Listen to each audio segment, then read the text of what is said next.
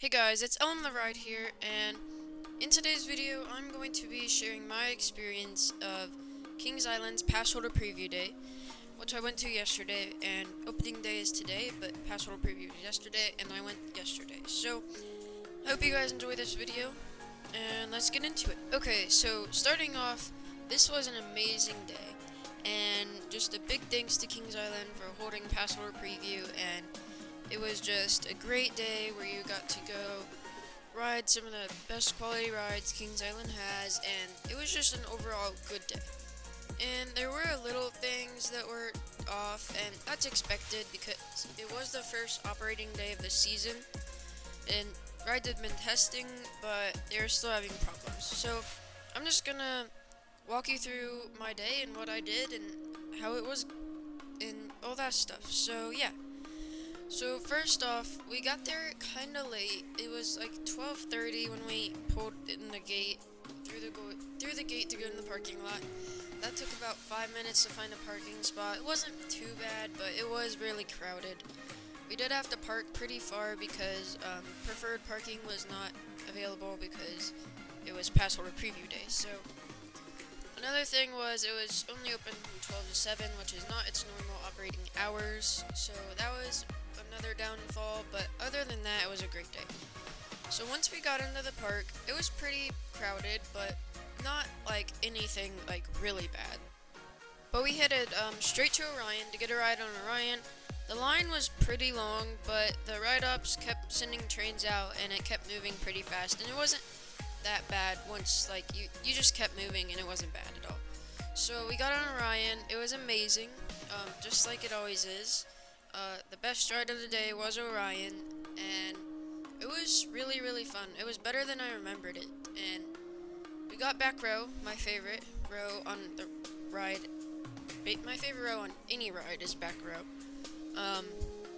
It was just overall a great time. Orion was my first coaster of the 2022 season, so I can say that now.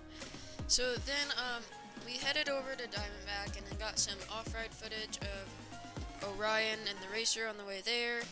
If you haven't seen those shorts, go check those out. I posted a bunch of shorts of off-ride like footage, and yeah, they're pretty cool, so I would suggest checking them out. And then we headed over to Diamondback, and we waited in line for about an hour, and then they said that there was going to be a minor delay, and it was just going to be minor, and they would get it back up running soon. And apparently I don't know what happened, but then they said it's going to be an extended delay, so we waited another half hour before we got out of line and decided that we were going to go do something else and try something else because we weren't going to waste our whole day in the Diamondback line waiting for them to get back up and running. And after that, we went to Banshee. Banshee's line was kind of like Orion. It was a little bit long, but it just kept moving, and the ride-ups were sending trains out, and it was just, of course, B&Ms are high capacity, so we just kept getting sent out, and the line kept moving, and once we got on Banshee, that was a pretty good ride.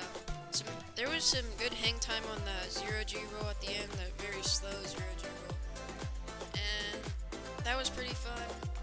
And once we got done with that, we headed over to Mystic Timbers. We were trying to get the big four: Banshee, Diamondback, Orion, and Mystic Timbers. So we headed over to Mystic Timbers, and we rode Mystic Timbers. That line was pretty slow moving. It was really long and pretty slow moving.